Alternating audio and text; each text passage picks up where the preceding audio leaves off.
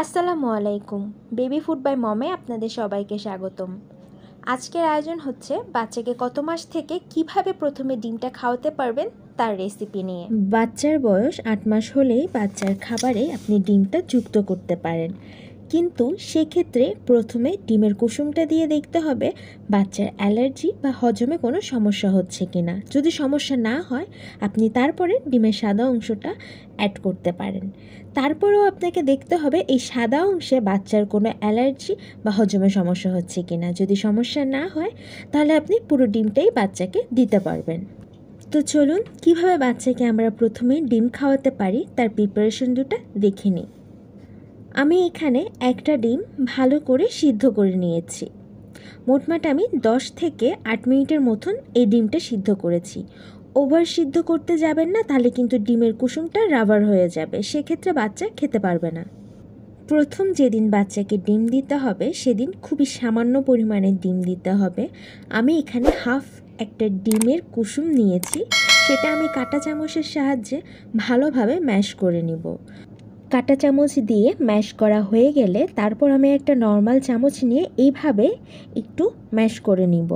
এতে করে কি হবে, ডিমটার কোনো রকম শক্ত বা আস্ত আবরণ থাকবে না, একদমই ডিমটা মিশে যাবে।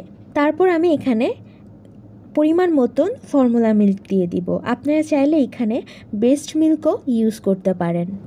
এমন পরিমাণে ফর্মুলা মিল্ক দিতে হবে যাতে এটা খেতে বাচ্চার অসুবিধা না হয়, গলায় বেঁধে না যায়, একটু এরকম পানি পানি অবস্থায় রাখতে হবে। ডিম প্রোটিনের সর্বোচ্চ উৎস।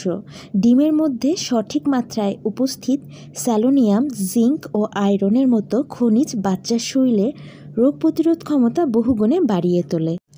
কিন্তু বাচ্চাকে যখন প্রথম এই ডিমের কুসুমের সাথে পরিচয় করিয়ে দিবেন তখন 1 বা 2 চামচ এর বেশি দিতে যাবেন না। যদি ডিমের কুসুমে বাচ্চার কোনো রকমের অ্যালার্জির প্রতিক্রিয়া দেখা না যায় সেক্ষেত্রে আপনি খাওয়ানোর কোয়ান্টিটিটা বাড়িয়ে দিতে পারেন। একটা 8 মাস বয়সী বাচ্চাকে সপ্তাহে 3 দিন ডিম দেওয়া যেতে পারে। এখন চলে যাব দ্বিতীয় রেসিপিতে। অনেক সময় বাচ্চারা ডিমের কুসুমের স্মেলটা নিতে পারে না, তখন তারা খাওয়ানোর সময় প্রথমে বমি করে দেয়।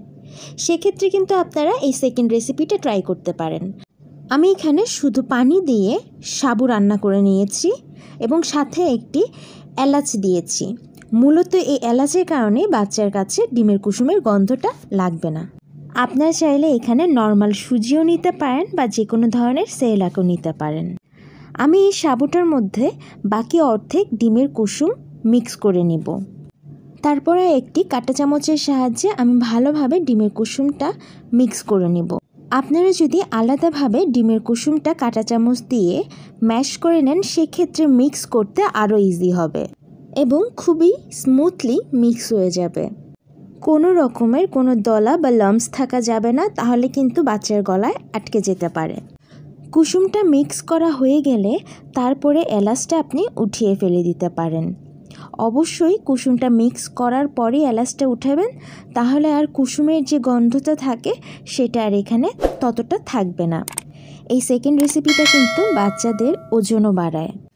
ডিম কিন্তু খুবই পুষ্টিমান সমৃদ্ধ একটি খাবার। চেষ্টা করতে হবে 8 মাস থেকে বাচ্চার খাবারে অবশ্যই ডিমটা অ্যাড করার জন্য, কিন্তু প্রথমে অবশ্যই কুসুমটা দিয়ে দেখতে হবে, তারপরে ডিমের সাদা অংশটা বাচ্চাকে আপনি ইন্ট্রোডিউস করাতে পারবেন।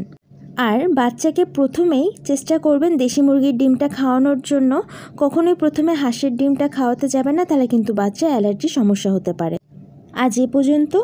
ইনশাল্লাহ আবারও হাজির হব নতুন কোনো রেসিপি নিয়ে।